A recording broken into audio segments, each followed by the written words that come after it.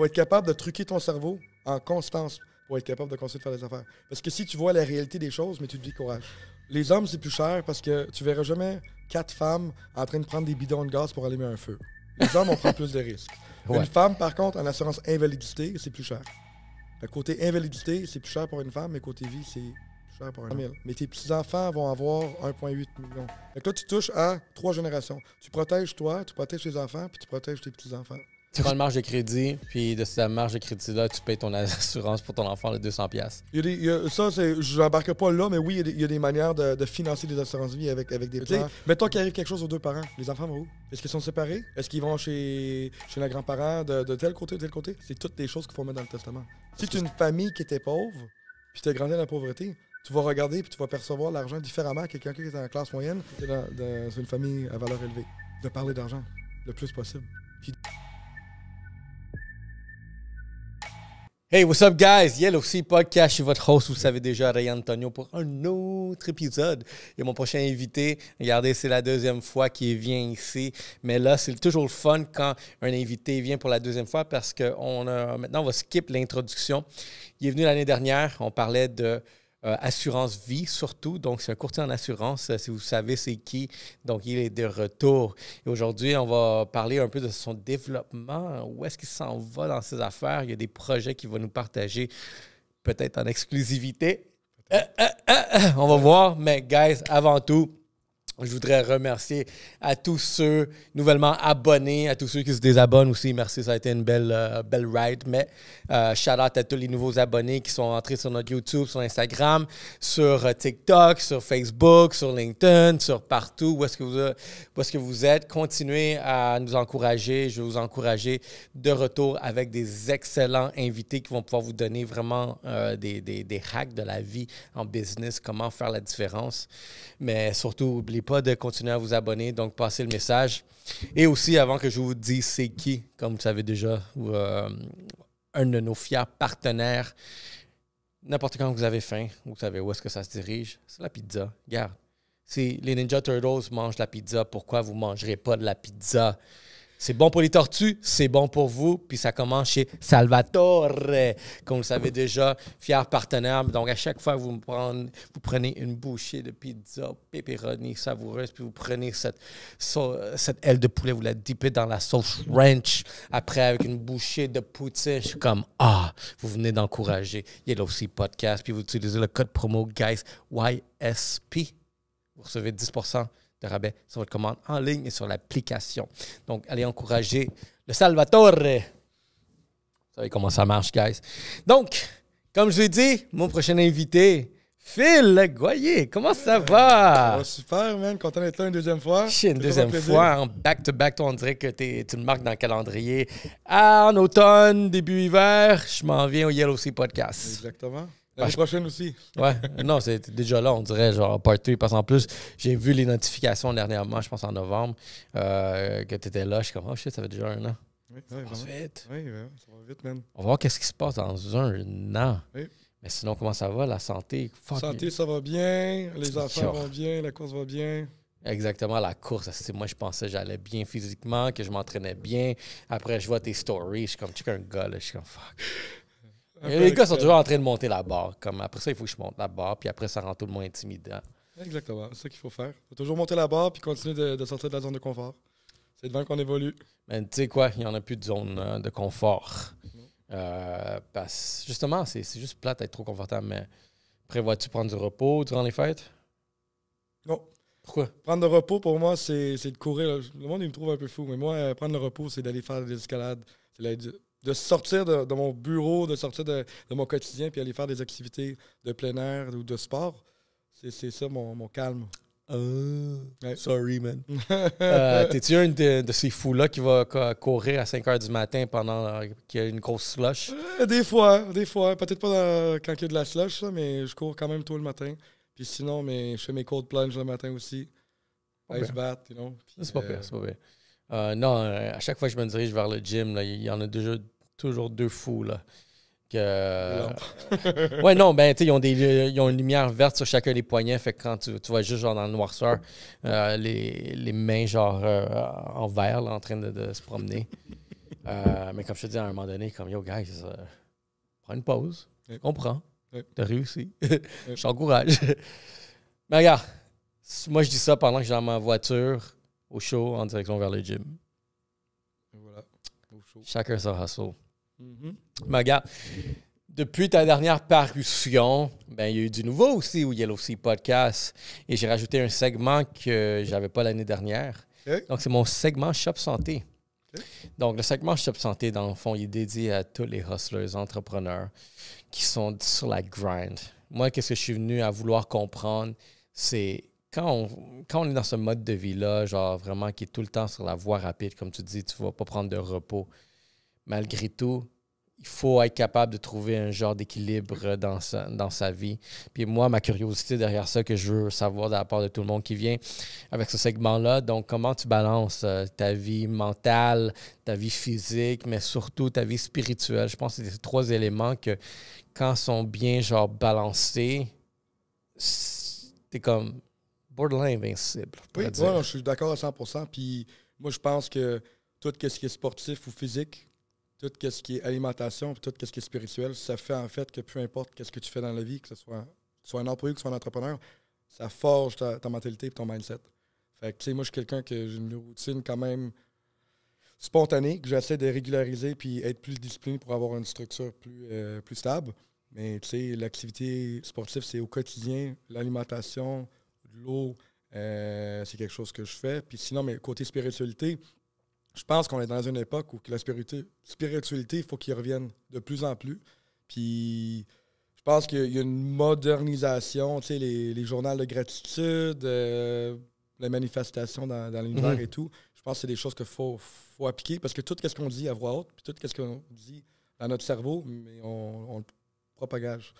Donc si on dit des choses positives au quotidien, si on dit « je veux me rendre là », changer la terminologie des mots, un jour, je veux être là, non, un jour, je vais être là, mais juste en faisant des petites affaires de même, pour moi, c'est une manière spirituelle de venir assurer que les choses se fassent de la bonne manière.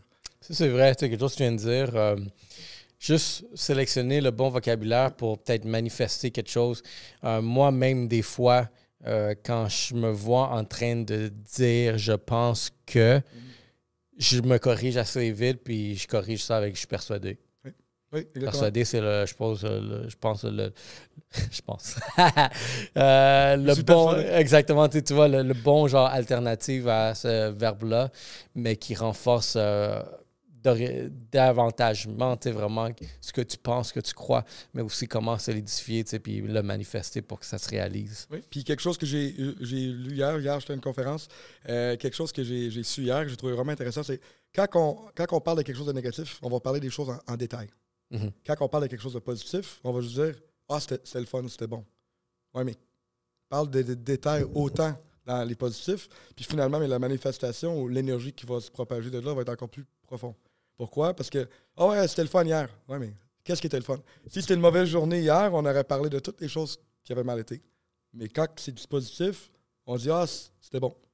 Mais tu vois, analogie, ça peut être vu comme pourquoi dans les nouvelles, il y a plus de négativité que de positif. Ah, les histoires, ça se vend. Hein? C'est le journalisme, c'est de la business. C'est quelle histoire va vendre le plus? Mais aussi, tu vas toucher à des côtés émotionnels des gens. Oui. Je pense que quand quelque chose va très mal, le monde va en avoir gros à dire sur quelqu'un en mal que dire vraiment les bons côtés des choses. Oui, je suis d'accord, 100%. Je voudrais savoir combien de fois par semaine tu t'entraînes ou... Présentement, j'ai pris une pause parce que je suis très, très occupé à la job. Je prends une pause. Mais normalement, je te dirais, je suis à 4 à 6 fois semaine. Là, présentement, vu mon charge de travail, je suis à 2 semaines. Mettons la course puis la nage. Mais c'est des workouts plus intenses. C'est des 1h30, 2 heures. C'est bon, ça. Ah, ça, c'est bon. Ouais. Ah, mettons, tu sais, quand tu vas courir, tu cours combien en... 10 km? 10-15 km, oui. 1 heure? 1 heure, 1 heure et demie. 1 heure et demie. Oui. Ouais, OK. Puis des fois, quand je pogne une bulle, mais je cours 2 heures. C'est bon, ça. Tu calcules-tu le genre comme moi là, qui calcule sa vitesse du kilomètre? Oui. C'est quoi ta vitesse? Vitesse, sur un 10, j'étais à peu près 4,30, 4,45. Ah ouais? 4,30. Y a-tu des élévations des ou c'est intervalles. flat? Non, il y a des intervalles, il y a des élévations. De combien environ l'élévation? 10, 30, 90? Ouais, 90, c'est à peu près. Oui. 4-30 km. Fuck. Ouais, non, mais encore là... Je step mon game. Mais moi, j'arrive tout le temps. J'ai un ami à Québec, je l'appelle la Gazelle. Puis, lui, il court à 3,40, 3,45. Ah, ça, c'est ridicule. J'essaie de le suivre, là, puis je suis pas capable. Là. Parce que, regarde, moi, en moyenne, je suis en bas du 5, je pourrais dire 4,50. Oui. 4,50. Le plus vite que j'ai fait, que j'ai vraiment sprint 1 km, je pense que je l'ai fait en 3,51. Nice. Puis je voulais vomir après. C'est sûr que oui. Yo, je voulais. Oublie ça, là. Puis, tu sais, je me suis dit, j'ai calculé de, OK, la maison jusqu'au gym, c'est 1 km. Laisse-moi le faire en sprint, poum, courant. Il y a 3,50 rendu au gym. Genre, je me dis, là, je vais m'entraîner, je vais être pompe. Oublie ça. J'ai give up. Je suis comme, non, je m'en vais. Je suis comme, c'est too much. Ah, exact. Mais, peu importe le temps qu'on fait, on fait partie de 1% de la population ou 10% de la population qui sort dehors et qui va courir. C'est ça que je me dis. Des fois, on se met de la pression. Quelle vitesse, quelle ci, quelle ça. On fait déjà partie d'une petite quantité de monde qui se lève le matin et qui va courir. Tu vas s'entraîner. J'adore courir dehors. Par contre, l'hiver, non. Non? Je fais du tapis. Okay. La raison, c'est là que je peux être soft. Mais la raison pour laquelle, c'est qu'on dirait que la température froide, elle m'affecte. Okay. Elle m'affecte vraiment d'une façon, vraiment où est-ce que je pogne un rhume plus rapidement. Plus. Okay. Fait que, tu sais quoi, j'ai rien prouvé pour tant qu'à me sentir comme la marde après pour avoir, vraiment. Parce que je pense que c'est surtout la sueur, puis aussi avec le vent, le froid, tout ça, ça vient m'affecter. Puis je suis une petite nature rendue là. Fait que, tu sais quoi, l'hiver, je me claque le tapis. Mais l'été, quand il fait beau, genre, je suis tout le temps dehors, c'est la meilleure des choses. Oui, il faut. J'adore, vraiment aller contre l'environnement, sinon d'être dans l'environnement. Oui. Ton alimentation ressemble à quoi? Mon alimentation, mais c'est 5. Moi, je dis 5 repas. C'est pas 5 repas, c'est 3 repas puis 2 collations par jour. Puis encore là, j'essaie de les mettre de plus en plus structurés pour être capable de manger en temps de 10 heures. Puis de ne pas manger 4 heures avant de me coucher. Puis quand je me lève, mais encore là, on se pratique à pas tout de suite aller à la machine de café pour prendre un café, mais prendre un gros verre d'eau, prendre de l'air dehors. Ça, c'est vrai. Parce qu'on a toute l'habitude d'aller prendre du café. Première affaire que tu as besoin, c'est de t'hydrater. Ouais, non, moi, ça, c'est. J'ai toujours, genre, sur ma table de nuit, vraiment un gros. Un Stanley, genre un truc d'eau, là. Puis je mets de la glace en vent. Fait que quand je me réveille, c'est encore froid. Oh, that's it. Moi, je suis fancy comme ça, là. Il manque juste les citrons dedans. Ah, oui, l'histoire, c'est bon. Mais non, définitivement, ça aide. Puis après, bon, petit pop. Je prends pas de café. Mon premier café, je le prends après le gym. OK. C'est bien. Puis je me réveille. Mais tu vois, c'est là que ça devient un petit peu sauvage, mon affaire. Je me réveille, je prends de l'eau, je fais ce que j'ai à faire, je me prépare pour aller au gym. Mais je pop quand même un pre-workout le matin. OK, ouais, là. Bang! Mais, OK. T'es-tu un gars de supplément aussi? Un peu de supplément, mais je te dirais, tu sais, dans le passé, je faisais beaucoup de... Voyons, quand je faisais beaucoup de calisthénie et tout, mais c'était des créatines, des protéines et tout. Ou que là, mais j'essaie de rebalancer ma diète parce que quand tu vas au gym, c'est beaucoup de protéines. Quand tu fais l'entraînement pour des triathlons, mais c'est beaucoup de glucides. Fait que c'est de trouver des bons glucides qui c'est pas juste bourré de sucre. Parce qu'on s'entend que on veut garder un équilibre. Fait que quand on va courir un 15 km ou on va faire 90 de vélo, t'en brûles des calories. Tu as besoin de glucides. Mais il faut que tu te balances, puis il faut pas que... Je ne mangerai pas un loaf de bread au complet par jour. Là. Ah, ça, c'est pas bon. Sinon... protéines. Moi, j'aime beaucoup qu'est-ce qui est vegan ou qu'est-ce qui est bœuf. Moi, tout ce qui est whey, j'ai un peu plus de misère. Fait que j'alterne entre pure beef ou du vegan végétal. OK. Oui. Pas de volaille? Hein? La volaille? La volaille. Du poulet? Oh oui, non, oui, mais moi je parle des shakes de protéines. OK. Oui, shakes. Mais mettons, je prends pas le whey, je vais prendre du végétal, je vais prendre du bœuf.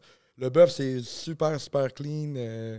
Puis sinon, mais oui, le poulet. Mais à la shop, il y a eu dernièrement, j'ai essayé justement c'est une protéine. C'est un collagène de bœuf. Oui, collagène de bœuf, oui. C'était... Bon. Puis, tu sais, c'est saveur aussi, ice coffee, quelque chose qui sont très bons à faire. C'est vraiment des saveurs, mettre tout plein de saveurs. Des fois, c'est abusif, là. J'en ai pas besoin de que ce soit genre...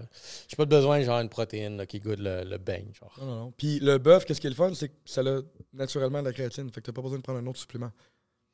Mais, tu vois, puis je veux faire un témoignage sur ça parce que je trouve que c'est pertinent. Puis encore là, c'est pas quelque chose que tu vraiment pour pousser vraiment le brand, mais oui. Mais entre autres, là, depuis 6 mois, ben j'ai comme une bonne constance sur les suppléments que je prends autant le matin, autant le soir. Bien équilibré, tout le temps la même routine. Puis, par exemple, je prends à un moment donné, tu sais, j'étais en famille, puis avec d'autres personnes aussi, je me rends compte que tout le monde est malade autour de moi. Tout le monde est malade, tout le monde tousse, tout le monde éternue, tout le monde est à la fièvre, tout le monde a quelque chose. Puis à un moment donné, je trouvais que ça venait me chercher, mais il n'a pas réussi. Puis, tu sais, au bout d'une demi-journée, là, je me sentais déjà normal encore. Puis, tu sais, je commence à réfléchir aussi. En ce moment aussi, j'ai un nouveau-né à la maison, fait que les sommeils sont pas top. Mais j'ai des trucs aussi pour la nuit que juste ça m'aide à vraiment avoir des meilleurs sommeils. En tout cas, toute la balance que je suis en train de faire actuellement, j'ai réalisé que malgré même peut-être le manque de sommeil ou peut-être genre vraiment les journées longues, stressantes, puis tous les événements qui peuvent se passer, j'ai quand même une bonne forme. Oui. Je suis en bonne shape. Je vois pas genre de peut-être faiblesse quelque part d'autre. Puis je dois venir à l'évidence de qu'est-ce qui pourrait être ça. Entre autres, oui, j'ai un mode de vie qui est quand même assez bien équilibré, mais je pense aussi que la balance des suppléments vient renforcer énormément de choses. Oui. Que peut-être que je n'avais pas remarqué là, peut-être 1 an avant que j'étais vraiment quelque chose de beaucoup plus constant. Fait que, tu sais, je dois l'encourager, tu sais, surtout durant l'hiver, il y a moins de soleil. Oui, puis n'importe quelle personne qui fait du sport, puis même le monde qui ne font pas du sport, moi, j'ai fait plusieurs vidéos là-dessus, puis j'en parle énormément. Tu sais, les vitamines et les nutriments qu'on a dans notre nourriture aujourd'hui n'est pas pareil qu'il y a 40 ans. On a besoin de suppléments, on a besoin de vitamines pour aller chercher la différence, parce que l'exemple que je donne tout le temps, un sac de carottes aujourd'hui équivaut à une carotte dans les années 70. Fait que, on a besoin d'aller chercher ces éléments-là ailleurs, puis on va les chercher dans les suppléments et dans les vitamines. Tu sais, comme, c'est malheureux parce qu'il y a une personne qui m'a écrit puis m'a dit comme non, j'ai pas de besoin genre de suppléments, c'est que du marketing. Elle a dit un autre commentaire que je vais pas rajouter ici, là. Puis c'est là que j'ai trouvé comme, shit, il y a du monde que ça va pas bien, parce qu'elle dit, moi je prends tout, je fais des jus naturels tous les jours, comme tous les jours. Je voulais pas rentrer dans son rabbit hole. Je suis comme fuck that, là, fais ce que tu veux, pense ce que tu veux, là, je m'en fous. Mais juste savoir cette mentalité-là, facilement, ça peut être une mentalité qui est genre at large. Mais comme tu le dis, si cette personne-là, genre, elle trouve que c'est un scam prendre des protéines puis des suppléments, mais encore là, c'est comme. Moi, je trosse pas, genre, peut-être en mettant les fruits du Costco. Par exemple, je trouve que c'est trop bizarre. Ils sont trop parfaits. C'est du triple A, hein? Esthétiquement, ils sont beaux. Exactement. Fait que, juste ça comme exemple, je trouve que, tu sais, tu dois questionner vraiment, tu sais, qu'est-ce qu'on met sur notre assiette. Tu sais, j'écoute d'autres podcasts aussi énormément où est-ce que, tu sais, ils parlaient de comme, mettons, des effets de plastique, le plastique dans le quotidien. Je sais pas si tu as vu un peu des études sur ça. Les riz, je sais pas, les riz de l'Asie, pendant un petit bout, il nous disait de faire attention parce qu'il y avait des particules de plastique dans le riz. Ouais. Fait qu'apparemment, là, tout le monde est... Puis je pense que, tu sais, tout le monde est rendu avec du plastique dans le corps, puis le corps, c'est en train de vraiment, tu sais, nuire à autant de la croissance ou à tant, genre, la fertilité, par exemple. Puis je pense que c'est là que peut-être quand le plastique a été introduit après la Deuxième Guerre mondiale, fait que c'est sûr que les études, les générations, vraiment transmettre ça de génération en génération, ça prend du temps, mais je pense qu'en ce moment, qu'on est très avancé, on commence à voir les retours, les retombées de tout qu'est-ce que l'impact du plastique a sur l'être humain, puis ça n'a pas l'air très positif. Non, c'est ça que non. Fait guys, tout ça pour prenez vos suppléments. Regarde, j'avais un truc ici. Ça, je l'utilise souvent. Le Chronos érable, là. Érable? Oui. Comment tu le consommes, toi? Je le consomme en courant. Faut que tu le consommes one shot parce que sinon tu le gardes et c'est collant. Mais c'est bon. C'est très bon. Fait que je vais pas l'ouvrir en ce moment. Moi, j'utilise que ça.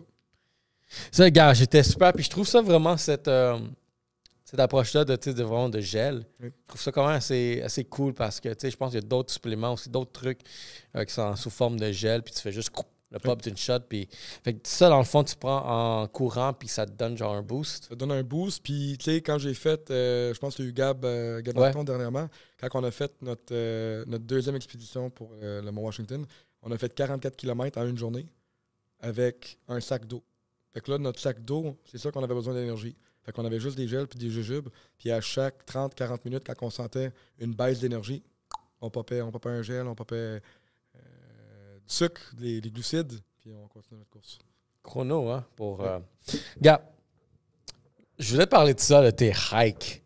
Parce que tu m'as motivé. Gars, quand j'ai vu ton truc des Appalaches, c'est comme, oh shit, il faut que je le fasse. Oui, ben oui, il faut. Il faut que je le fasse. Fait que, automatiquement, j'ai écrit un autre boy qui est quand même très genre boosté là aussi, là, qui s'entraîne fort. Puis j'ai dit comme yo, tu serais-tu down? Puis il m'a répondu comme attends, je sais pas si je suis rendu là, j'ai pas aimé comment il m'a répondu. Je comme faut que tu me dises oui. Non, mais c'est mentalement, tu sais, quelqu'un qui va au gym à tous les jours, quelqu'un qui est très sportif, c'est une chose. Faire des randonnées, faire des excursions, c'est quelque chose de complètement différent. J'en doute pas. C'est que mental. Oublie le physique, c'est que mental. Fait que c'est là que peut-être je vais te demander un peu de conseils. Okay. Mais drôlement, j'ai un autre invité aussi durant l'été. C'est un pompier forestier. OK. Nice. Puis, fait que lui, il est... Oui, là, le mental, il est là, puis physiquement aussi. Fait que je lui ai dit, comme, yo, serais-tu dans le faire les Appalaches? Parce que je me dis, OK, il faut que je me trouve un partner pour ça, là. Puis, au moment que j'ai dit ça, puis lui, c'est un junkie, là, genre adrénaline, là. J'ai menti, go, dis-moi quand. Fait que ça répond totalement différent. Puis, je suis comme, nice. Fait que tu veux savoir quand même, let's go. Let's go. Parce que j'ai dit, comme, OK, nice. Parce que non seulement... Genre, le partenaire à qui je vais, c'est un pompier forestier, fait que je suis en bonne main. Oui. Je pense que tu peux pas avoir quelqu'un de plus qualifié à faire quelque chose comme ça. Moi, j'ai dit à ce dude-là, je suis comme, yo, si jamais il y a une apocalypse de zombies, je m'en viens te chercher. Oui. C'est toi qui je te fais rentrer dans mon équipe. Là. Oui. Yo, tout ce que je fais, je te suis. J'ai besoin de quelqu'un comme ça parce que non seulement tes connaissances sur vraiment côté médical, comment guérir, des trucs comme ça. C'est sûr que tu es capable d'utiliser ton environnement vraiment pour t'en sortir, mais tu fais partie. T'sais, contrairement à un doute forestier puis un pompier de ville, là, d'accord. Deux choses différentes. Là. Le mental, surtout, là, quand tu es loin. Surtout le mental. J'ai dit Charles Joshua Payette. Ça, c'était cool. C'est une belle conversation. Vraiment parler avec un dude là, qui pratique ça. Oui, c'est deep, ça, comme job. Là. Oui, oui, c'est ça que oui. Je n'imagine même pas. Fait qu'est-ce que tu fais pour te préparer pour un hike comme ça, genre un Appalache? Je voulais pas trop demander Gab qui est venu, parce que je voulais que toi, tu me le dises. OK, bon, mais c'est correct. Mais tu vois, moi, j'ai fait mon cours d'alpinisme à Vancouver quand j'avais 11 ans. OK? Fait que moi, faire les glaciers, faire le Everest, j'étais supposé de le faire. Finalement, la vie a fait d'autres choses, puis je ne l'ai pas fait, mais j'étais supposé de le faire à 14-15 ans. Fait que le bagage que j'ai appris, j'ai commencé à faire des randonnées à 6 ans. Fait que les bagages que j'ai pris avec le temps, c'est la préparation mentale. Puis l'exemple que je donne tout le temps, c'est que quand j'avais 7 ans, j'étais parti en excursion de 32 km, 2 jours, avec mon père. Puis mon père, j'étais rendu à l'aise avec 20 livres dans mon sac. J'ai 7 ans, 20 livres, j'étais à l'aise. Là, on arrive au top de la montagne, puis je commence à enlever plein de choses de mon sac que je n'avais pas pacté. Fait que là, j'ai réalisé que mon père m'avait rajouté, mettons, 6 livres. Mais moi, je n'étais pas au courant. Et moi, je ne savais pas. Fait que vu que je ne savais pas, tout allait bien. Tu t'es habitué. Fait que tu sais, c'est vraiment mental. Puis le défaut qu'on a fait la première fois qu'on a fait le Mont Washington, les 4, c'est que premièrement, j'avais ma montre. Faut pas avoir de montre. Faut pas avoir de repère. Faut être capable de dire dans ton cerveau, je suis presque arrivé. C'est juste l'autre bord de la butte. C'est à la prochaine arbre. Faut être capable de truquer ton cerveau en constance pour être capable de continuer de faire des affaires. Parce que si tu vois la réalité des choses, mais tu te décourages. Fait que c'est de dire, bon, mais regarde, je vais marcher, je vais prendre des pauses, mais à chaque fois qu'il arrive une barrière, c'est d'être capable de parler à ta voix puis de dire, non, c'est correct, c'est juste un peu plus loin. C'est juste une demi-heure. Là, il y a 1 heure, il y a 1 heure et demie qui est passée. Mais c'est toujours truquer ton cerveau. Puis c'est pour ça que je dis c'est mental, parce que c'est un combat avec ta tête. Tu sais, t'as mal, t'as pas mal. T'es fatigué, ton mental, il est fatigué. Fait que là, tu commences à avoir mal partout. Mais physiquement, ça va bien, c'est correct.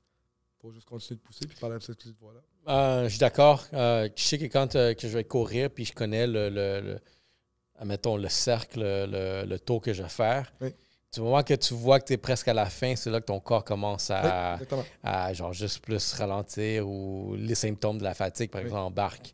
Je suis presque arrivé et tu commences à être lâche. Exactement. Mais si tu sais pas c'est quand ça finit, tu pars juste en constance. Oui. Éventuellement, tu sais que tu vas terminer. Mais ça, c'est fou comme vraiment. Fait que c'est pour ça que j'aime ça courir dans des lieux où est-ce que je sais pas, je connais rien de l'environnement. Je connais pas la distance de c'est quoi de ici jusqu'à la fin de la rue ou de tourner là-bas. Ou je connais pas. Fait que fuck it, on le fait. Puis exactement. Tu fais quand même des bonnes stats, là, genre, mettons la vitesse ou non, ton parcours, ton stamina, ton cardio, tout ça, genre, c'est des bonnes stats. Oui. Fait que c'est beaucoup mental, tu dis? Beaucoup, beaucoup mental. Puis, tu sais, encore là, côté technique, c'est ça que, tu sais, on a toute l'habitude de trop amener de stock. C'est vrai. Trop amener de stock, trop de lourdeur, puis il faut être capable d'enlever ça, puis être le bare minimum, parce que c'est le poids que tu portes. Dans le fond, le bare minimum, il faut que ça soit genre juste des trucs pour consommer. Mais mettons, ça dépend. Si tu vas pour plusieurs jours, évidemment, tu as besoin d'une tente, tu as besoin d'autres affaires. Mais si tu vas faire une grosse journée comme on a fait, mais tu sais, le minimum pour moi, c'est un couteau, de la bouffe, de l'eau, puis quelque chose que si jamais j'ai froid, mais je peux me couvrir.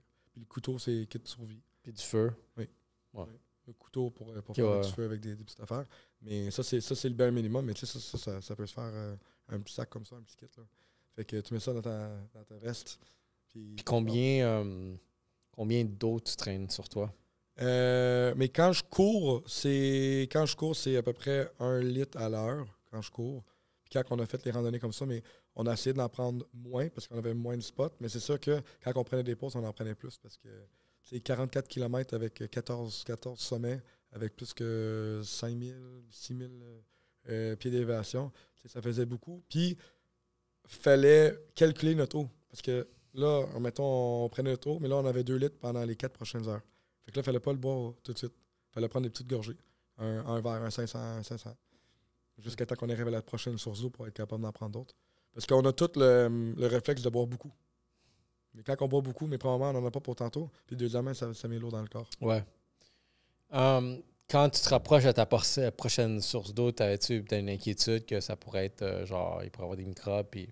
Nous autres, on avait une pompe. Fait que ça, c'était correct. À quel point c'est efficace, ça, les pompes? Les pompes, c'est très efficace. Je te dirais, moi, à Vancouver, quand on les utilisait, même ici, c'est la première fois que j'utilisais au Québec ou au Washington, c'est très efficace. Il n'y a pas de danger. Tu peux prendre de l'eau... À 95%? 95%? Oui, non, c'est très fort. Puis, tu sais...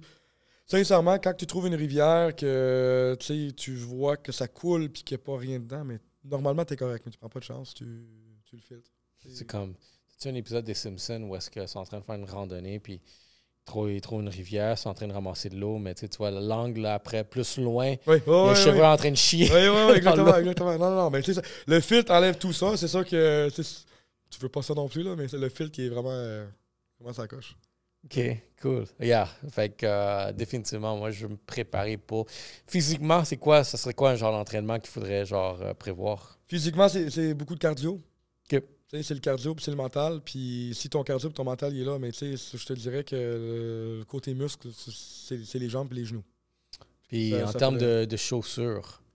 Des chaussures rigides, si tu mets des chaussures pour courir, des chaussures rigides, vu que tu vas aller dans les roches puis dans les trails, sinon c'est des bottes. Parce que moi, j'ai des Merrell, là, genre... puis quand je les ai vus, je suis comme, oh shit, ça, c'est comme un mélange de bottes de neige, mais aussi ils sont très randonnées, là, comme, tu vois, on dirait un pneu d'hiver qu'il y a. Parce que quand tu as un pack sac avec, mettons, un 30-40 livres, mais tu as besoin de quelque chose qui va supporter. Fait que tu as besoin des bottes. Quand tu cours, mais tu as besoin de quelque chose qui va supporter parce que tu risques de... Tu as besoin de flexibilité, mais pas trop. Parce que si tu vas sur une roche, tu vas fouler ta cheville. OK, c'est bon. Bah, regarde. Ça, justement, regarde, moi, quand j'ai vu cette paire-là, genre, j'ai comme calculé, à un moment donné, j'ai besoin d'une paire comme ça. Même je regardais à ma femme, on a acheté la même paire. Je suis comme, c'est là qu'on est des vrais bourgeois, là, quand on a une paire, qu'on achète une paire extra de souliers de randonnée, là, qui sont vraiment heavy duty, là. Et tu viendras avec nous, là. On va faire le Mont Rainier en 2025. Quelle date? On n'a pas choisi de date, mais ça va sûrement être au mois d'août, au mois de septembre. Puis en 2026, on fait le GR20. Fait que je serais prêt pour le GR20 en 2026. Le Mont Rainier, c'est où ça? C'est au State. J'ai pas l'idée du State, mais c'est le State le plus... c'est le mont le plus haut au States. À part le C'est dans les Rocheuses, au Colorado, des trucs comme ça? D'après moi, c'est dans l'ouest. Comme je te dis, j'ai un blanc pour où qui est situé, mais c'est le deuxième montagne de l'Amérique le plus élevé. OK. Puis on va être là une semaine. Puis il prend combien de temps, lui, en estimation? À monter, descendre? Mais là, je pense que c'est un 3 jours d'ascension, mais on prend une semaine. C'est une excursion d'une semaine. Si tu veux vraiment aller fort, tu pourras sûrement le faire en 2-3 jours. Okay. Mais on va prendre notre temps, puis on va avoir du plaisir. On va avoir un guide, évidemment. Moi, comme je te dis, j'ai fait mon cours d'alpinisme, mais avec d'autres personnes qui ne l'ont pas pris. Puis j'ai fait le cours il y a plus que 15 ans. Fait que on va aller chercher un petit refresh. On va avoir un guide pour le faire. OK, super. Bon, c'était le segment hiking que je voulais.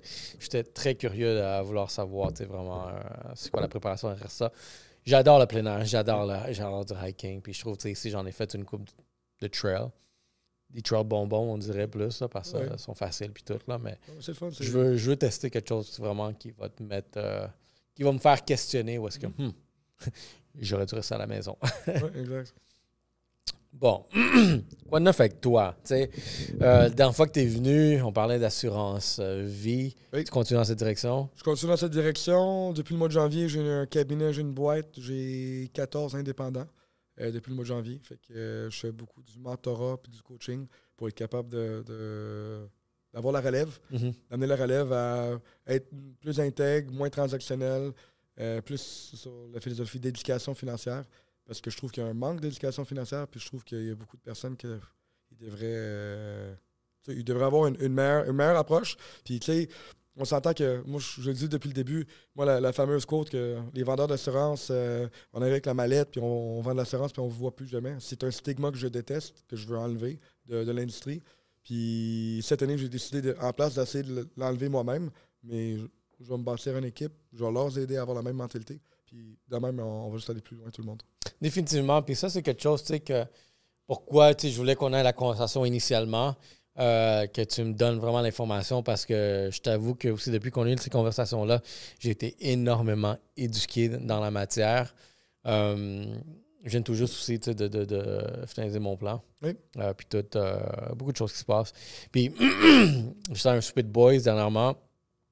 Je posais la question à tout le monde, on était 8. Je posais la question à tout le monde, vous avez-tu une assurance vie? Puis, c'est vrai, je me suis réalisé comme shit, personne n'en a. Non. Ils ont de l'assurance pour leur téléphone, pour leur auto, pour leur maison. Ils vont prendre la garantie prolongée sur un produit, mais l'assurance vie pour eux, non. Puis, c'est drôle parce que j'ai commencé à me convertir en vraiment le preacher comme yo, guys. T'as pas une assurance vie parce qu'à partir de 40 ans, là, la prime, elle augmente, puis vraiment pour des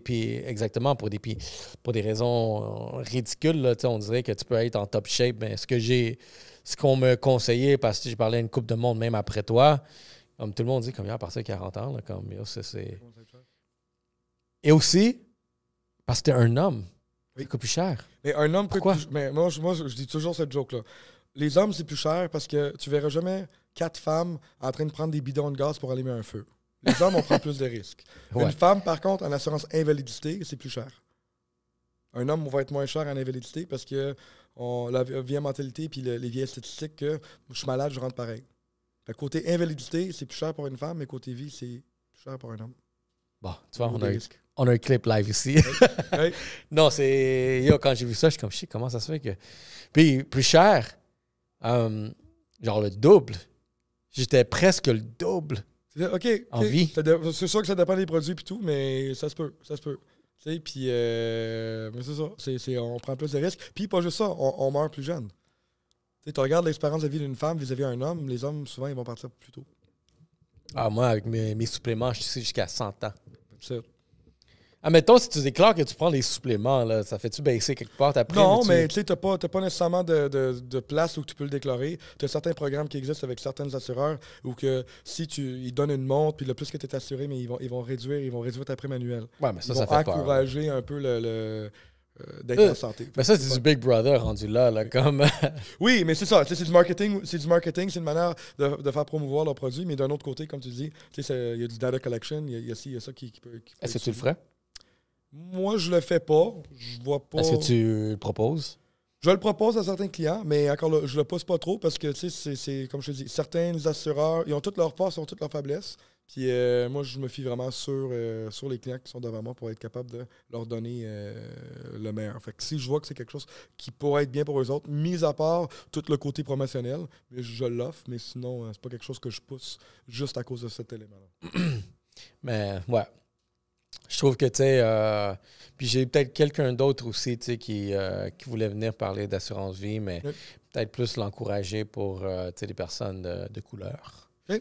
Dans le sens que, encore là, puis ça, c'est une des raisons, je te l'avais même dit initialement quand on s'est rencontrés la première fois, que je viens d'une communauté où est-ce que on est très mal éduqué puis méfiant sur ce genre de produit-là, juste à cause de, je pense que tu l'as bien dit, le vendeur d'assureur à mallette. Oui. Je pense que, tu sais, la perception de c'est quoi un assureur, c'est comme borderline un crosseur qui vend de l'air, puis après, tu le vois jamais. Exactement. Puis je pense que, tu sais, dans ma communauté, il y a énormément cette mentalité-là. Fait que, tu sais quoi, mon argent, je la mets en dessous de mon matelas, ce genre de mentalité-là. Oui. Ou est-ce que, tu sais, je ne vais pas faire affaire avec des institutions parce que tu as des crosseurs. Non, c'est vrai. Mais, tu sais, je réalise, quand tu es plus éduqué, surtout moi, mon stade en ce moment, tu sais, avec des kids et tout, fait que je sentais que, tu sais, maintenant, j'avais le knowledge. Puis c'est drôle parce que quand je parlais à l'assureur aussi, toutes les questions que je posais, c'était très ciblé. Fait que le dude, il me regardait comme shit. Tu connais ta matière. Oui, exactement. J'étais tout le temps en avance, une étape en avance, puis le gars était comme, oh shit, finalement, quelqu'un qui semble connaître. Puis, fait que pour lui, sa vente était quand même assez. C'était même pas une vente, c'est juste de dire, ouais, ça, des trucs comme ça, mais.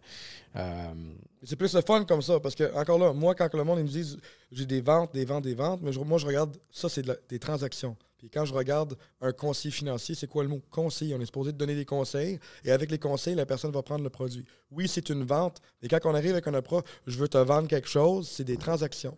Quand tu arrives avec une approche comme ça, tu t'es pas senti comme tu t'es fait vendre quelque chose. Non, tu es allé éclairer un sujet, puis tu as eu une discussion avec, puis finalement, vous avez choisi un plan, vous avez pris ce plan-là. Il n'y a pas eu de pression, de vente, de mallette. C'est ça qu'on enlève avec des bonnes méthodes. Fait que, tu sais, c'est comme moi, ça, comme maintenant, c'est rendu à tout le monde de mon âge. Je leur en parle, tu sais, je suis comme, yo, guys, fais-toi évaluer. Moi, j'ai un de mes boys aussi, avocat. Je suis comme, yo, t'as-tu une assurance vie? Il me dit non. Qu'est-ce que tu fais? On va le faire maintenant. Puis j'ai dit, regarde, moi, mon conseil était comme, tu sais quoi, parce qu'il n'est pas top shape en ce moment. J'ai dit, va au gym pendant 6 mois, mange bien, mets-toi top shape le plus que tu peux. Va faire une prise de sang, que ça soit clean. Après ça, va chercher ta prime. Oui. Comme ça, au moins, tu vas payer le strict minimum. Tu es clean, puis tout. Puis si tu veux déraper après, ben dérape, mais va prendre ta prise pendant que tu sais, ta prime pendant que tu es en bonne shape. Oui, effectivement. Fait que, je te dit quand on est jeune. On le prend quand on est jeune parce qu'on est top shape quand on est jeune. Non, justement, c'est avoir su, je l'aurais fait même dans ma vingtaine. Là. Puis, moi, je suis fort, j'essaie de le pousser de plus en plus. C'est qu'est-ce qu'on appelle générationnel. Fait que il y a des assurances, on en avait parlé brièvement la dernière fois quand j'étais là, mais j'essaie de le pousser un peu plus. C'est trois générations. Fait que ça touche à 3 générations. Fait que tu prends une assurance, mettons, sur ton enfant, avec des valeurs très élevées. Rendu à 20 ans, lui, il peut potentiellement utiliser les valeurs d'achat pour s'acheter une maison ou pour l'éducation. Toi, tu restes le déteneur en tant que parent. Mettons que toi, tu as mal fait ta planification à la retraite. Rendu à la retraite, mettons, tu as un 200-300 000 de valeur d'achat. Tu peux l'utiliser pour toi-même. Oh. Ton enfant, rendu à 60-80, lui aussi, s'il a mal fait sa planification, il peut avoir accès à 500-600 000. Mais tes petits-enfants vont avoir 1,8 million. Fait que là, tu touches à 3 générations. Tu protèges toi, tu protèges tes enfants, puis tu protèges tes petits-enfants. Tu peux l'utiliser sur 3 générations. Fait que quand tu regardes les créateurs des richesses, mais c'est en formule long terme de même, qui sont capables d'aller chercher 3 paliers, 3 générations. Hold up. Fait que ça veut dire que je fais assurer mes enfants. Oui. Puis moi, quand je suis rendu à l'étape de retraite, j'ai tout foiré mon plan de retraite. Oui. Fait que je peux prendre l'assurance sur mes enfants pour au moins, moi, me permettre de continuer à vivre parce que c'est moi qui l'ai payé. Oui. Fait qu'eux autres, à partir de là, ils vont être assez vieux pour aller chercher une couverture pour eux-mêmes. Non, ils gardent la même couverture. Ils gardent la même couverture. Puis soit qu'éventuellement, ils remboursent ou finalement, ce montant-là, ils déduisent sur le montant total à la fin. Wow. Ouais. Quand tu regardes ça sur plusieurs paliers, mais c'est une pierre 3 coups. Wow. Puis sur 3 générations. Ah, ça, c'est fou. Là, tu viens de drop du fucking knowledge. Si je peux parler d'un exemple concret, j'en ai fait un avec un de mes conseillers il y a 2 semaines. C'était une assurance vie qui coûtait à peu près 200$ par mois pour un enfant de 2 ans. C'était payable 10 ans. Fait que tu regardais le total d'investissement, c'était 25 000 sur 10 ans. Rendu à 60, je pense qu'il y avait des valeurs d'à peu près 280 000.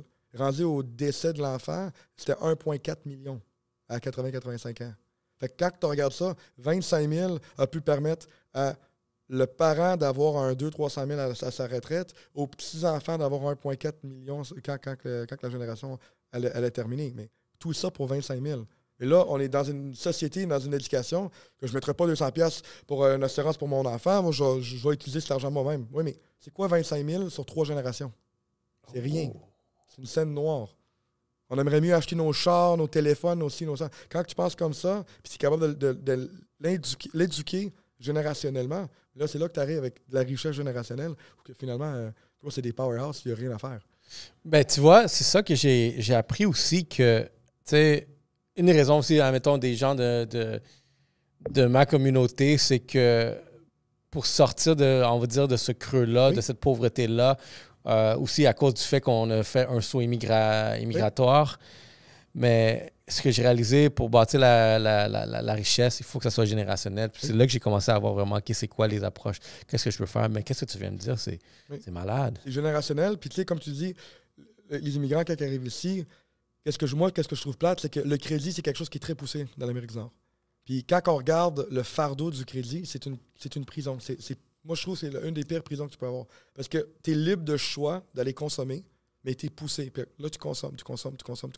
Puis là, finalement, tu vas travailler pour te sortir des dettes. Fait que tu n'avances pas. Tu es prisonnier d'un produit.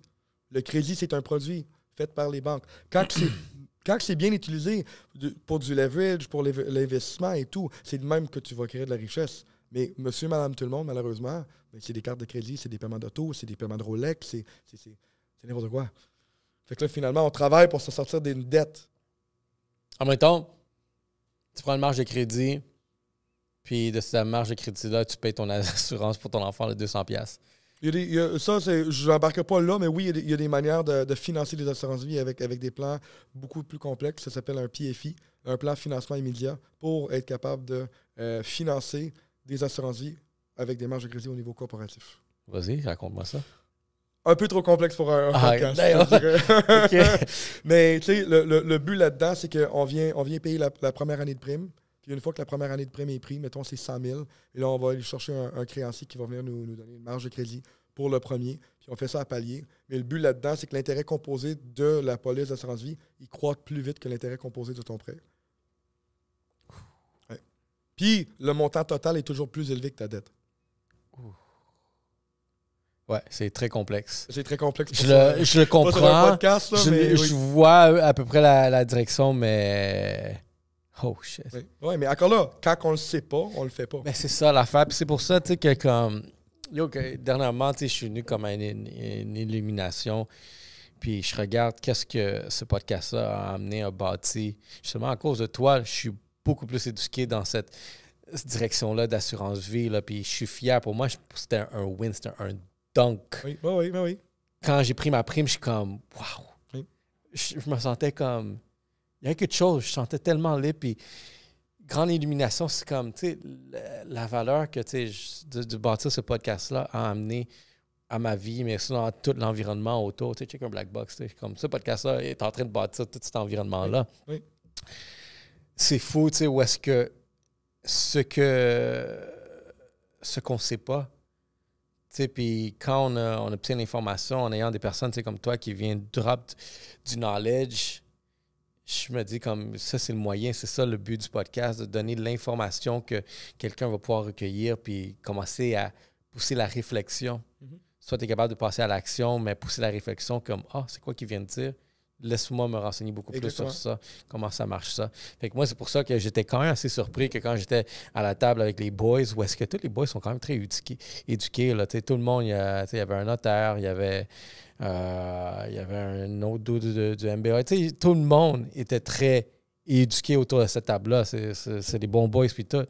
Puis quand j'ai abordé le sujet d'assurance-vie, personne n'était semblait avoir une connaissance vraiment poussée, tu sais, c'est quoi et comment, jusqu'à temps que j'ai commencé à aborder certains juste sujets. Puis même, mis à part l'assurance, même côté financier, puis je le dis tout le temps, culturellement, n'importe quelle culture qui était colonisée par les Français, c'est tabou de parler d'argent. La France, l'Afrique, le Québec, on parle d'argent, puis on est tout de suite, on est outré. Tu fais combien par année? Tu vas dans l'Ouest canadien, tu vas aux États-Unis, le monde sont fiers de dire combien ils font. Même s'ils savent qu'ils font moins, parce que c'est pas le but, c'est pas combien tu fais, c'est qu'est-ce que tu fais avec ton argent. Fait que vu qu'ils sont capables d'élaborer certaines conversations d'argent, mais ils s'éduquent. Nous autres, on parle d'argent, t'apprends, les viewers vont apprendre. Mais imagine si tout le monde parlait de finances de manière légère. Ici, on parle, c'est comme... C'est pire que parler de la religion et des politiques, parler de finances. Là, avec des gens. C'est vrai. Puis, le pire, c'est que en ce moment, je suis en train de promouvoir Stéphanie Bélanger, où est-ce que c'est une femme de succès pour l'émission Vie de rêve. Fait qu'elle s'est beaucoup orientée vers le tabou de l'argent. Puis en plus, t'es une femme qui fait bien de l'argent. Oui. Puis, tu sais, t'es pas dépendante sur vraiment un homme, par exemple. Le tabou est encore plus élevé, là. Oui. Fait que, OK, c'est malade, regarde, j'adore vraiment ça. Puis j'espère justement que les personnes peuvent prendre connaissance de cette information-là. Elle vaut l'or. Moi, quand j'ai fait les connexions, juste ce que tu viens de dire là, genre, j'ai allé en chercher beaucoup plus. Puis en ce moment, là, je suis en train de parler avec des clients potentiels. Puis je l'ai abordé drôlement. Je suis comme, ouais, genre, j'ai une assurance vie. Puis tu vois, un des 12, c'est un OG, là. Puis je suis en train de travailler un peu son... Il y a quelque chose qui s'en vient avec une personne très particulière, mais il est allé sur un bon 15 minutes de rant sur faire un testament. Oui, il faut. Moi, je dis, si tu as des enfants, c'est obligatoire. Ouais. Obligatoire.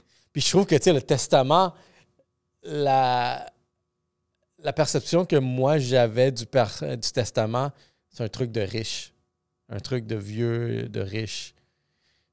Puis comme, c'est quelque chose qui est comme, c'est-tu nécessaire pour moi, tu sais, j'ai pas comme tout ça, mais je réalise maintenant comme, OK, tu viens d'acheter ça, puis tu as des enfants, il faut que tu aies un testament. Tu sais, mettons qu'il arrive quelque chose aux deux parents, les enfants vont où? Est-ce qu'ils sont séparés? Est-ce qu'ils vont chez les grands-parents de tel côté, de tel côté? C'est qui va gérer ça? C'est toutes les choses qu'il faut mettre dans le testament. Parce que sinon, mais c'est la chicane totale, puis on veut pas. Tu sais, le monde dit, c'est pas grave, ça arrivera pas. Quand ça arrive, ton choix, c'est devenu non juste le fardeau émotionnel d'avoir perdu quelqu'un, mais le fardeau puis le stress d'anxiété de tous les choix, tous les finances, toutes les répercussions, vu que c'était pas bien organisé puis structuré.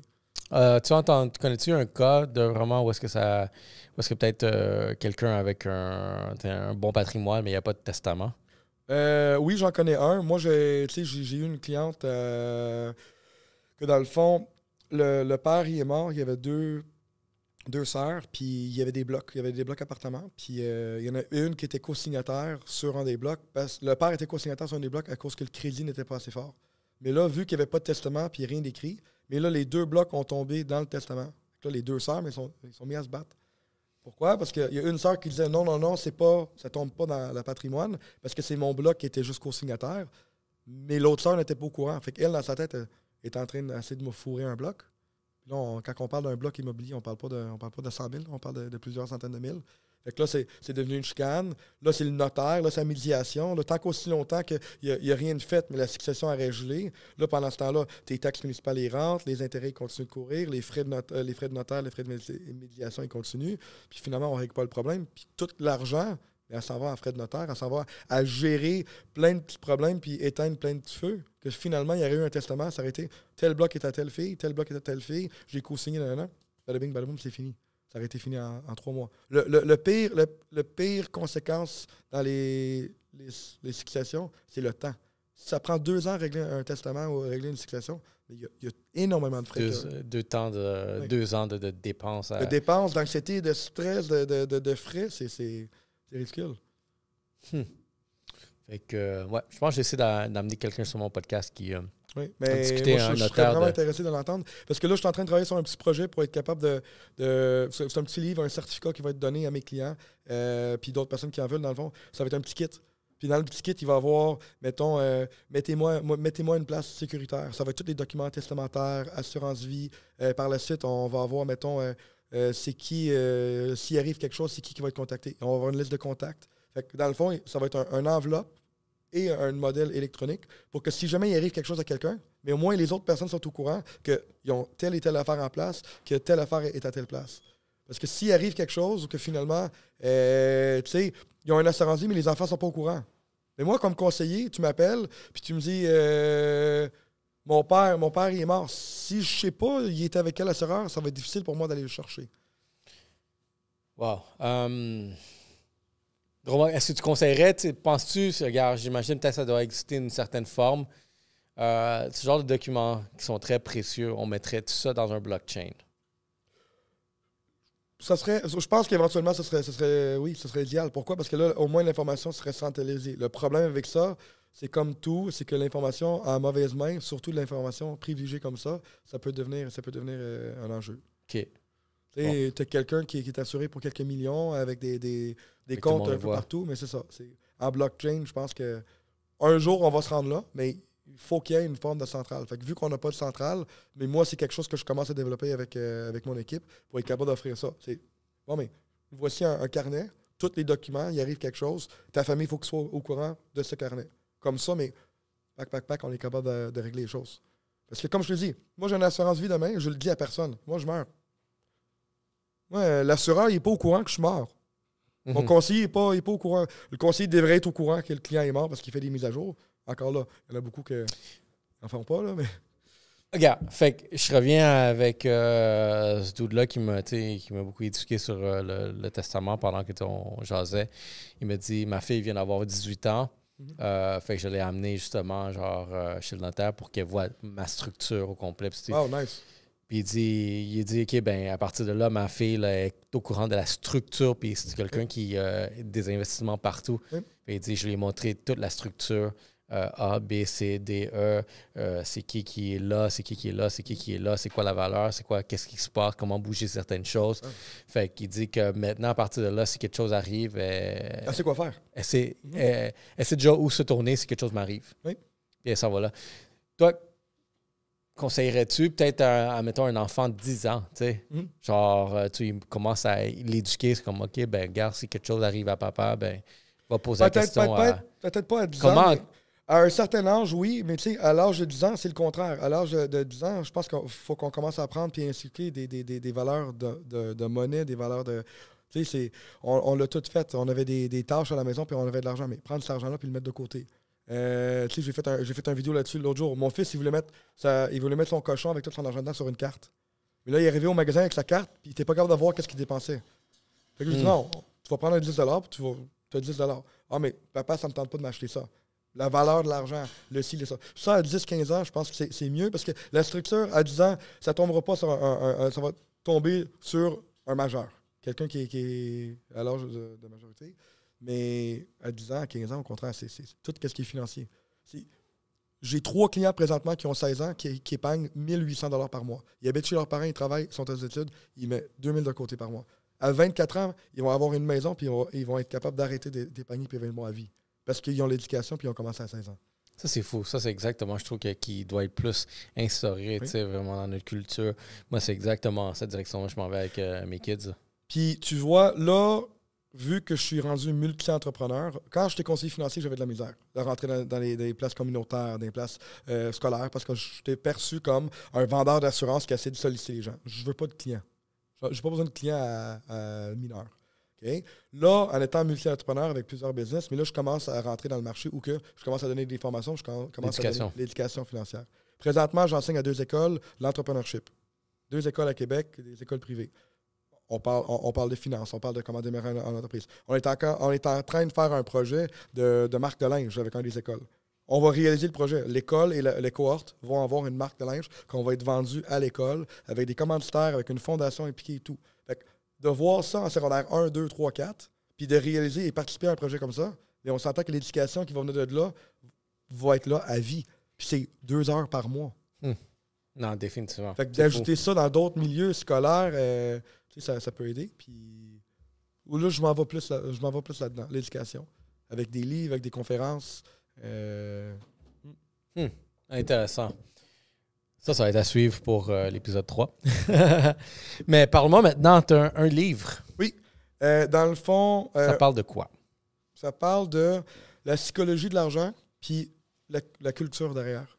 Parce que moi, encore une fois, je crois que culturellement, nos valeurs financières vont dépendre de notre culture. Puis quand je parle de culture, je parle de culture où on est né, notre culture de pays et tout. Mais je parle aussi de culture familiale et communautaire.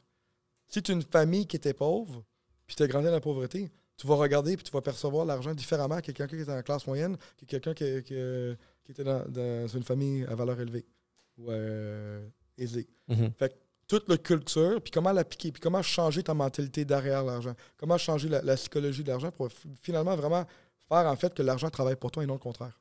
On nous montre comment aller gagner notre argent, pas quoi faire avec. Si on change notre mentalité derrière l'argent, puis on a les conversations, puis on va chercher l'éducation, on va tout aller bien.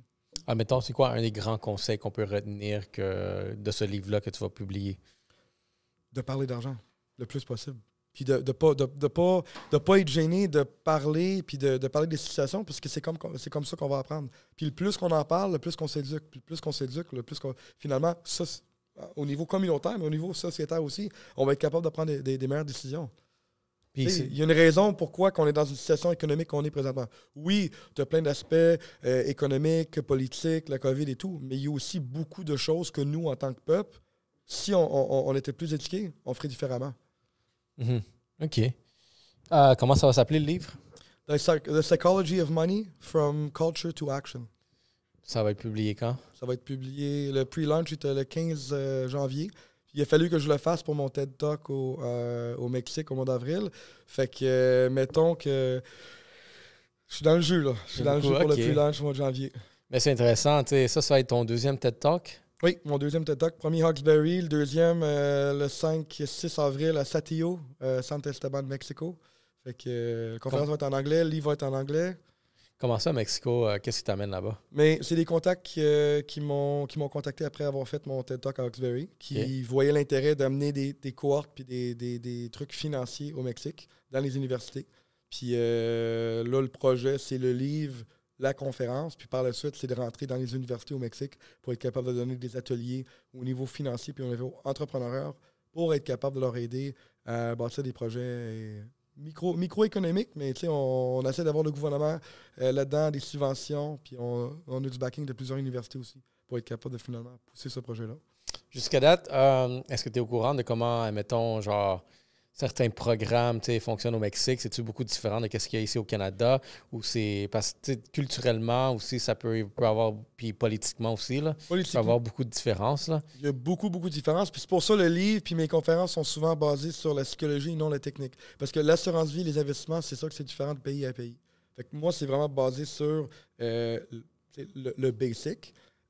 Par contre, c'est sûr que les universités au Mexico City puis au Mexique, mais ceux et celles qui peuvent aller à l'université, mais c'est du monde qui veulent sortir. Ils sont déjà éduqués, qui sont déjà fortunés. Puis ils veulent sortir, puis ils veulent manger l'information. C'est fou à quel point ils veulent manger cette information. Puis présentement, ils n'ont pas accès à cette information-là. Qu'est-ce qui fait en sorte qu'ils n'ont pas accès? Mais c'est limité. Fait que le monde, les professeurs, les cohortes, mais c'est limité à leur population, le monde qui sont là-bas. C'est très cher de faire venir du monde des States, de faire venir du monde du Canada pour venir donner des conférences puis des cours. Fait que là, ce programme-là, mais on s'entend que c'est un programme social, c'est un projet social, dans le sens qu'on n'arrive pas là pour profiter d'un peuple. Au contraire, on arrive là avec une valeur, puis on arrive là pour être capable de finalement leur aider.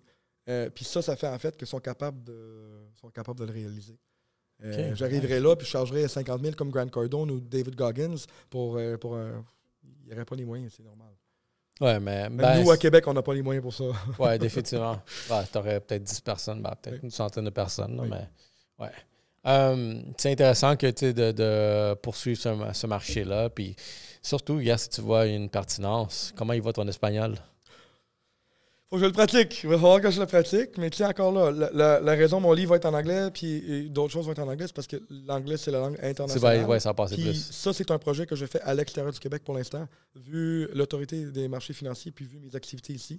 Mais tu sais, je vais avoir des programmes, je vais avoir des cours qui vont être vendus en ligne, puis ça va être en anglais. Puis, tu sais, moi, je me dis, si quelqu'un est capable d'adhérer à un programme qui coûte 9 $, puis que c'est 1 heure de contenu, puis que ça leur... Mais c'est quoi? C'est un café? C'est un Tim Hortons, c'est un Starbucks. Fait que c'est un investissement qui va finalement arriver à vraiment faire une différence pour eux autres. Shit, super. Ben, anyway, je pense que... T'es-tu en couple en ce moment? Non, je suis en train de voir quelqu'un, mais... Trouve-toi une Mexicaine. Ouais. Si ça marche pas, trouve-toi une Latina. Il y en a plein de Latina. Latinas à Montréal, il y en a des bonnes. Ils vont t'enseigner l'espagnol, puis tout ça. Tu vas apprendre l'espagnol, tu vas donner un G là-bas. Je connais une couple de Québécois, justement, qui ont déménagé au Mexique. Là, Il y en a puis beaucoup, oui. tu leur parles, genre, leur espagnol est meilleur que le mien. Là. Fait que, non, c'est super intéressant. J'encourage ça, mais tant mieux pour toi. Regarde, c'est vraiment un beau projet. Puis, qu'est-ce qui s'annonce pour toi en 2025? À part ça, ça va être au début 2025. Ça, c'est début 2025. Je continue de faire croître le cabinet pour arriver à avoir 50 conseillers indépendants. Puis moi, mon but avec ça, c'est d'être capable d'aller plus vers l'approche, éventuellement, d'éducation, être capable de rentrer dans les centres communautaires, puis vraiment pousser l'éducation au niveau des finances, parce que je sais que c'est quelque chose qui manque. Tous les parents et tout le monde que je parle disent qu'il manque, mais il n'y a personne qui prend action. Non, c'est vrai. Tout le monde en parle. On le sait tous, puis je pense que les jeunes qui sont d'une certaine façon juste ouverts d'esprit, puis qu'ils ont l'éducation de la part des parents, comme je parlais à Gab, puis je trouve que ce qui était quand même assez particulier d'un jeune comme lui, c'est, je vais lui donner, tu n'as pas commencé à réfléchir de cette façon-là juste par hasard. Il fallait qu'il y ait vraiment un bagage autour, un environnement autour. Puis c'est là que je me suis poussé à plus comprendre tes parents, c'est qui, ton père, puis tout ça. Puis il en parle aussi, mon père, il est comme ça. Puis je pense avoir une bonne fondation, justement. C'est comme nous autres, maintenant, on a des enfants, des jeunes enfants. Si on est assez éduqués, si on a une structure, puis on peut commencer à donner cette information-là à ces enfants-là, ben je pense que fin adolescence, début vingtaine, déjà là, ils vont avoir un bon bagage, un bon environnement, puis ça va leur permettre des gens comme ça, atteindre la trentaine, puis déjà avoir un succès fou. Contrairement, je pourrais vous dire que ça m'a pris peut-être 10 ans aussi, mais c'est générationnel, les technologies, les médias sociaux, les trucs comme ça. Je suis un millénial, fait que YouTube, là, c'est pas à 11 ans que YouTube était là en train de me donner genre des conseils de comment faire des trucs. YouTube, il a vraiment pris beaucoup plus de place admettons, pour ma génération autour de la début vingtaine. À moins que tu étais crack, là, tu l'as peut-être vu la première version de YouTube au début, mais sinon... Contrairement à les jeunes, les autres à 10 ans, là, comme. L'information est là. Fait que... Shit, mais je suis content de voir. Puis peut-être un dernier sujet qui serait intéressant à voir. Tu commences à te lancer aussi en marketing. Oui. Vilain. Fait que je commence à me lancer en marketing parce que je vois que j'ai des idées qui sont différentes que les autres au niveau de mon marketing. Puis je suis quelqu'un que ça fait longtemps que je pousse le marketing, c'est quelque chose que j'adore. Puis qu'est-ce que j'adore avec le marketing, c'est le fait de s'entraider. Tu sais, exemple que je peux utiliser, je suis ici. Bon, mais les viewers qui vont regarder le podcast, mais c'est potentiellement des viewers que tu n'as pas. Vice-versa. Vice-versa. On s'entraide, c'est du levier. Moi, terme financier, j'adore, c'est du levier. Mais quand on parle de levier de human capital, le capital humain, mais là, on parle de levier d'entreprise. On est capable de s'encourager, on est capable de tout se propulser. Puis quand tu choisis des bons partenaires avec l'intégrité et tout, mais... C'est juste beau à voir. C'est côté communautaire, tu t'entraides. Moi, je t'envoie des clients, tu m'envoies des clients. Puis le marketing, souvent, est basé sur, encore une fois, les transactions. Quand tu le bases sur des choses qui sont plus humaines, dont des activités communautaires, les philanthropies, juste de s'entraider, tu n'attends rien. Mais tu lances tellement de positif dans l'univers que ça va te revenir. T'as bien dit, puis tu sais, le podcast, c'est comme un drôle de phénomène dans ce sens-là. Parce que, tu sais, admettons, j'ai bâti mon infrastructure, j'ai la plateforme, puis j'invite des gens énormément à venir ici, à partager, puis on partage tous entre les personnes qui nous écoutent, entre nous ici, puis, tu sais, vice-versa. J'en donne énormément pour que les autres puissent en profiter. Puis j'ai réalisé, tu sais, après une certaine période de temps, ça revient tout vers toi. Oui. Il y a... Facilement, il y a des personnes qui vont me juste contacter. Hey, il faut que je te présente telle personne. Il faut que je t'invite à tel événement. Oh, regarde ça, genre, j'ai un client pour toi, des trucs comme ça. Puis la force du réseau. Ouais. Puis j'adore l'approche parce que c'est justement ça, vraiment, que je pense que on veut encourager. Puis tout le monde qui est dans la communauté du podcast comprend la force de la collaboration. Puis c'était dans le domaine de la création de contenu. Puis t'es comme... C'est de l'organique aussi, c'est ça qui est le fun. L'organique, c'est la meilleure chose, surtout quand le payant est rendu cher. Là. Oui, mais tu vois, moi, c'est ça. Avec la compagnie de marketing que j'ai parti, mais c'est basé uniquement sur l'organique. Pourquoi? Parce que je crois que on est trop rendu transactionnel. Puis quand on parle d'organique, mais c'est là que finalement, on va chercher des vraies relations d'affaires. Puis on va chercher des vraies choses. Real talk. Fait que, tu sais, quand on a des vraies personnes d'intègre, mais là, tu mets 10 personnes qui ont de l'intégrité dans une salle, tu commences à parler de projet, là, vous allez tous aller loin. Définitivement, mais gars, mon post que j'ai fait ce matin, mon post du gym, là, genre, puis ça, c'était vraiment ma quote de la journée, c'est, là, ça fait 6 mois que je suis dans cet horaire-là du 5 a.m. Club. Le 5 a.m. Club, c'est là que tu crées les millionnaires, là, puis tout. Mais drôlement que depuis que j'ai comme cette routine-là, j'ai attiré des grosses personnes, des personnes lourdes, tu sais, vraiment, si tu veux le voir d'un point de vue financier.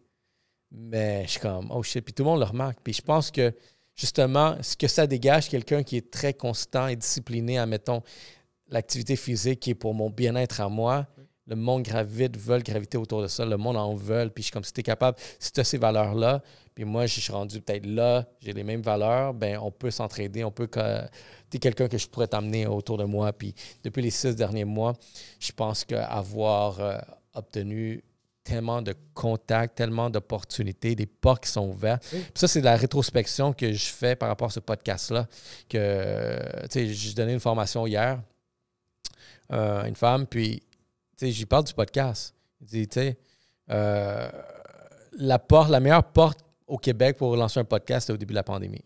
Oui, oh oui, oh oui. C'était la porte c'est là que j'ai lancé.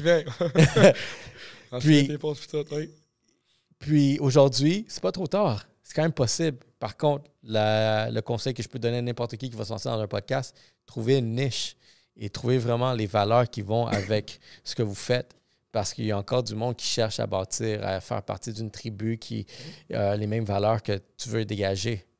Mais rester loin aussi de tout le cloud chasing. Ça, c'est quelque chose que je dénonce de plus en plus. Puis tu vois quelque chose que je dis dans les cours que je donne à les élèves, c'est tu as 2 types d'entrepreneurs.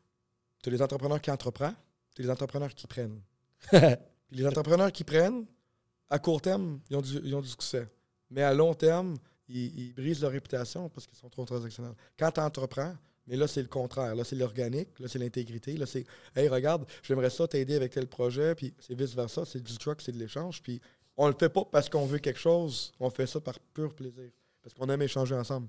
Définitivement. Fait que c'est la valeur la nature des choses. Puis, tu sais, je vois, il y a du monde dans ce domaine-là. Tu sais, je commence à avoir un gros...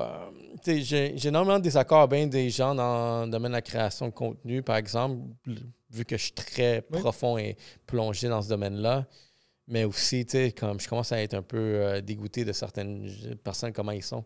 Parce que c'est des preneurs. Oui, bien c'est ça, exactement. C'est des preneurs. Ils vont juste venir prendre autant de ton énergie, de ton audience, de tes sponsors, de tout ce que tu as à offrir. Puis quand ils en ont assez les poches, ils s'en vont, puis Next. Puis après, tu vois, tu vois, ça plante leur affaire. Prochain cible, prochaine transaction. C'est encore là, c'est pas intègre. Puis quand tu regardes l'intégrité, oui, ça prend peut-être plus de temps, mais ta fondation, elle n'est pas cassable. Ouais. Fait que shout-out dans ton projet, puis tu sais que tu fais partie de la famille Yellow Seats. Un jour, je vais faire un événement avec tous les invités. That's it. Ça va être l'événement le plus réseautage qu'il va avoir. L'année prochaine. Je pense l'année prochaine, on devrait faire ça. Regarde, toi, t'es comme 171. Let's go. Il y a une centaine de personnes. Wow, je vais t'aider à trouver le local. Let's go. Tu vois, check ça. Sur les 171 personnes qui sont venues sur le podcast, tu envoies un courriel demain matin, tu dis, regarde, je veux organiser un événement. L'événement va s'écrire tout seul. Tout le monde va vouloir t'aider à le faire, puis ça va se faire. C'est fou. Je pense que en plus. Je pense qu'il y a énormément de personnes qui vont juste comme... Commanditaire, prends cette salle-là, prends ces drinks-là, je te donne un rabais là-dessus. Tout le monde va... Communauté. Tout le monde va t'aider. La communauté YSP. Tout va être jaune. Fuck it. Tout va être jaune. Des murs jaunes. À la place des white party de PDD, ça va être un yellow party, tout le monde en jaune. On va tout habiller comme le masque. Le suit jaune. Mais, hey Phil, ça fut un plaisir encore. Tu sais, regarde, j'adore. Je pense que chaque fois que tu vas venir ici, je sais déjà qu'il va y avoir vraiment du real talk financier. On va continuer à à s'éduquer vraiment sur les bons programmes.